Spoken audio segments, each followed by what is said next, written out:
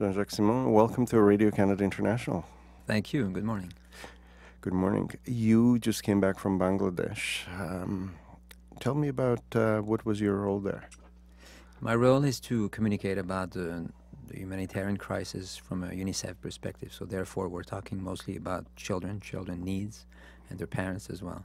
So these days, it's pretty much about vaccination because we have a diphtheria crisis in the camps.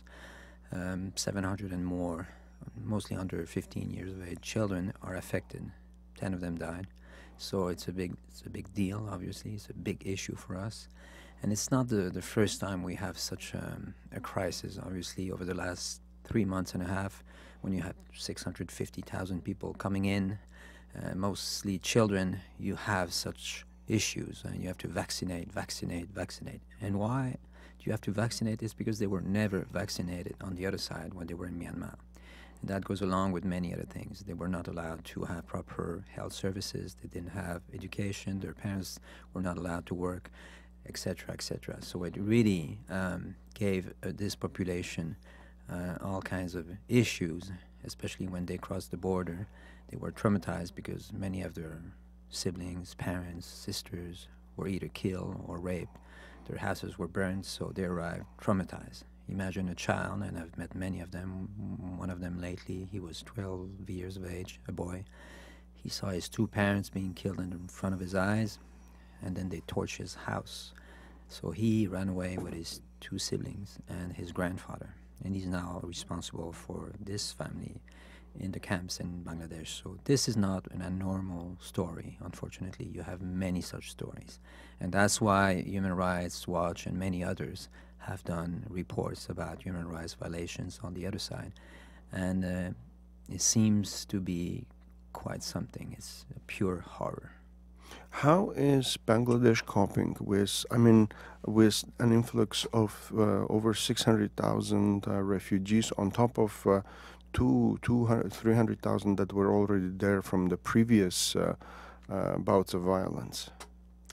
Well, I mean, it's Cox's Bazar, where you have most of the camps, is one of the poorest districts of Bangladesh. Bangladesh has 164 million people. It's not the richest country in the world, far from it.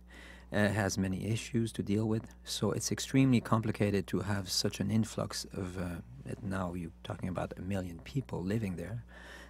So it's causing all kinds of issues in the region. That's why we're now focusing on what we call the host communities, so that the host communities, Bangladeshis, don't feel threatened by the Rohingya influx, don't feel threatened by the fact that we offer services, support to the Rohingyas and not them. So now you have to focus a bit more on the host communities as well, so that you don't have clashes between the two communities, because that would be really awful. So I think we've been good at that. I think Canada has been also thinking about supporting that role of UNICEF with the host communities, and it's something that we have to work a lot more on, because Bangladesh has opened its borders and it's fine, but now we have to cope with a situation which could last many more months, maybe many more years. Bangladesh and Myanmar recently signed an agreement on the return of the refugees. What was the UNICEF position on that? UNICEF's position, and UN, and the UN in general, was that it's not a bad idea to have talks between the two countries. But then, when you speak to Rohingyas in the camps in Bangladesh, they always tell you the same line. Yes, we want to go back to Myanmar. It's our land, it's our country. But to find what? There is no access to human rights officers to do proper monitoring of the human rights situation now. There's no access. So you don't know what's the situation in the Rakhine state. That's the first thing. The second thing is that most of them lost their houses. They saw their siblings, their parents being killed there. And then on top of that, you still don't have papers. They still don't have papers. They don't belong anywhere. They have no ID papers from Myanmar, no ID papers from Bangladesh, and they're not recognized as refugees. Why is that? Why are they not recognized as refugees? Because Bangladesh has decided that they were internal displaced people. And that causes many issues, and that's why the UN in general is in constant dialogue with the Bangladeshi authorities about this issue. But the main issue is, despite the fact that they're refugees or not, you should still care for them. You should still support them. And the most important issue now is that I don't think it's going to be even thinkable of sending them back in this situation without papers, without proper access to Rakhine State. So I think this idea will not go very well at this moment in time. So the idea is now to look at the strategy of the long term for them staying in Bangladesh. Therefore, you need more support. You need more services. And the state of Bangladesh needs to be a lot more involved, despite the fact that it's one of the poorest districts of Bangladesh. Because 1 million people is a lot of people. Imagine it's a big city in Canada, which is built from in a matter of 3 months and a half. So imagine having an influx of 1 million people in Canada. Well, you need to organize yourselves, and you need to properly offer services, and you need to have structures like latrines, like clean drinking water, like vaccination campaigns, like medical centers, like schools, etc., etc. So this is in the making now, not at the same level that you would have here, obviously, but it's in the making. For example, Unicef is organizing and putting together these learning centers. We now have learning centers which allow 33,000 students, Rohingya students, to go to school, which is for many of them the first time in their lives. So, but a learning center is a bamboo structure with the plastic sheeting, but it still makes a big difference for many of these children. They, for one, are protected. They learn, they are together, and they see some sort of light at the end of the tunnel. Now, as you said, many of these children have seen and suffered unimaginable horrors. What kind of services are there to help them deal, with the psychosocial trauma of this horrific campaign? Well, you have the ABC, as I call it. The A is very much related to what we call child-friendly spaces. Basically, they are spaces which allow younger children to be together, to be followed by monitors. They actually come in these spaces. Now 100,000 of them have access to such spaces. And they have a monitor which allows them to, play, draw, and you should see some of the drawings are pretty terrible. It's pretty violent. It basically is a description of what they went through, not only physically but mentally. So they need to be followed. Many of them were traumatized, are still traumatized, so they're followed by psychologists or trained monitors because they need support. I mean, you cannot go through such horror without being affected. So you are affected as a child. So they need support. And this is where they get the first sort of support. And then we also screen them because some of them came without their parents. They're either unaccompanied or separated. So we need to start the procedure to find their parents, their relatives, or to find a foster family. Thousands of them are affected by that. The B is pretty much what we call the adolescent clubs. The adolescent clubs allow adolescents, boys or girls, to learn about life skills. And life skills, what I mean by that is the risks of being abused, trafficked, or a lot worse, is quite present in such a camp. We've seen many cases of Rohingya girls ending up in prostitution rings across the country, not only in Cox's Bazar.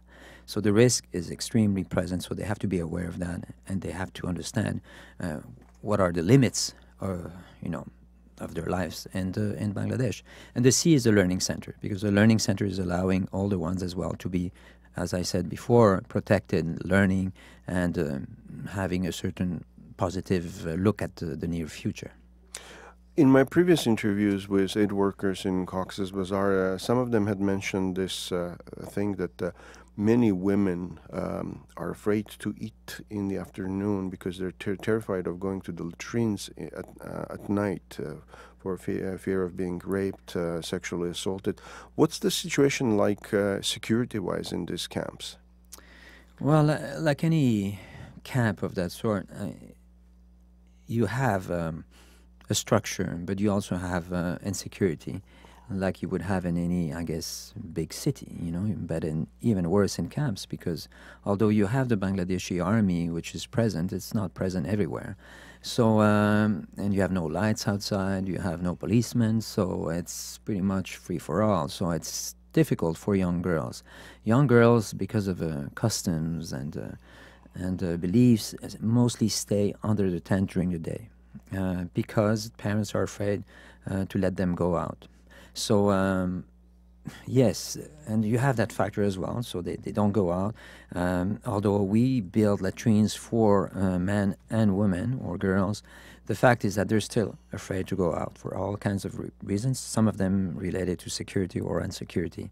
So we're working on focusing on girls, because girls in many cases, unfortunately, were raped. They need special attention. But as they don't come out of their tents, they don't go towards services. Services must go to them. It's a proximity strategy in this case.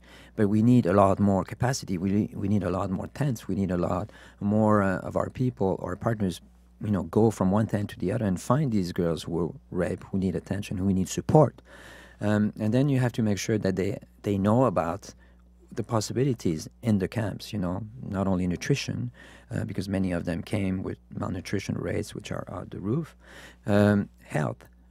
Adolescent girls need health services. They need to know about many things related to their bodies. They also need to know about the risks of exploitation. They also need to know about the fact that they have access to learning centers as well. So it's quite difficult because, it's impossible to have services ready for that sort of situation. But we're working on it, but we need more funding, obviously. So let's talk about that funding. A few months ago, the UN agencies put out a funding call for over $400 million. That was just for the needs then. I would imagine these needs have grown since then. What is it like funding-wise? Funding-wise, UNICEF's appeal was $76 million for 6 months, which is ending at the end of February 2018. So far, I think 65–70% has been funded, so we're still looking for a bit more. But then, starting 1st of March 2018, we'll have what we call the HAC, which is the humanitarian appeal, which will go for the entire part of 2018 or the remaining part of 2018, and that's going to be over $100 million. Obviously, you need to fund services. Because a lot more people are coming in, a lot more services are there. I mentioned the fact that we need to support young girls who were raped, who are fearful of getting married by their parents between the age of 10 and 14, because that's a reality as well. So there's so many factors that we have to deal with. Malnutrition rates are awful, to the point that you have to give services, appropriate services, to thousands of children. You have to continue vaccination, routine vaccination, which was never done before. You have to make sure that they have proper health services, especially for young girls as well. You have to make sure that we build these learning centers, because there are 400,000 children, 300,000 which are allowed to go to learning centers. Canada, on November 28th, finished the matching driving fund for the Myanmar Relief Fund. Do you have an idea how much money was raised yet, or? Yesterday I was at Global Affairs Canada, and I was discussing with the teams there, and there's certainly an interest in what we're doing there as UNICEF. There's an interest in what the international community is preparing for now, but the near future as well. We don't know yet about the amount. I think this will come out or made public in the next few days, and we hope that Canada will, consider assisting UNICEF in its services for children in Myanmar, but also mostly in Bangladesh, of course, where most of the Rohingya population is located now. We've talked about, the situation with the refugees, but I want to also talk to you about the personal toll it's taking on you. You've been there since the beginning of this crisis. What has it been like for you? It's been extremely difficult, physically and also morally, because when you hear such stories, it does affect you. No human being can listen to such stories without being affected. And then I caught dengue, which is a fever which is transmitted by mosquitoes, so that really knocked me down for 2 weeks. So it's difficult, physically, morally, but you know why you're there. You know what you're doing. You know that people need it a lot more than you do. In terms of support, they need support. They need the attention of the world. They need fundraising. They need governments to be involved. And the government of Canada has sent a special envoy there and a minister as well. Minister Bibeau was there. So there is compassion, there is interest, there is engagement from a Canadian perspective. Now it needs to be translated into funding, I presume. But I know it's in the making. I know it's being done now.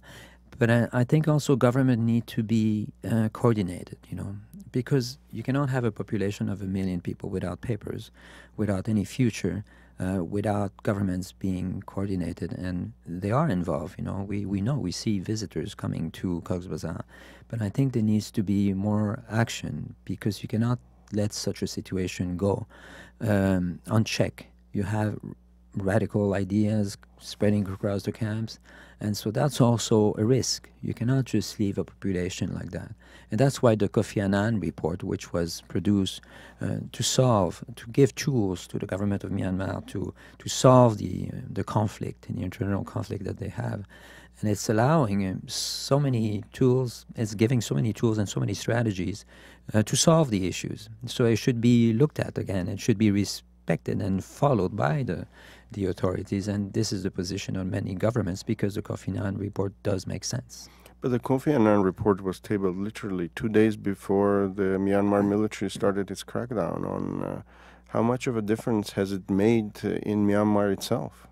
Well, unfortunately, we don't have access to Myanmar's Rakhine state, so it's difficult for us to speak about the situation there. But the only thing we can say is that we know from the testimonies of children and parents what they went through. And what they went through is just 100% hell. You cannot think about killing families, raping young girls, and burning houses without having a clear intent on a specific group, and making sure that this specific group, or ethnic group, which is based on religion in this case, being kicked out of the country. So there is something quite serious that happened there, but I think that you need access not only for human rights monitors, but also for humanitarians to see for their eyes and to make sure that we can still support the remaining part of the population, which is still there. I'm talking about the Rohingyas, obviously. The United Nations has called it a textbook example of ethnic cleansing, but what you're describing there also fits some of the criteria of genocide. Well, I've seen different reports, human rights report mentioning that, and this is, of course, their domain, and they will find the right qualification in due time. For us, the priority is really to support the Rohingya children and their parents, thousands of them who are now living in camps in difficult conditions in Bangladesh. Thank you very much. Thank you.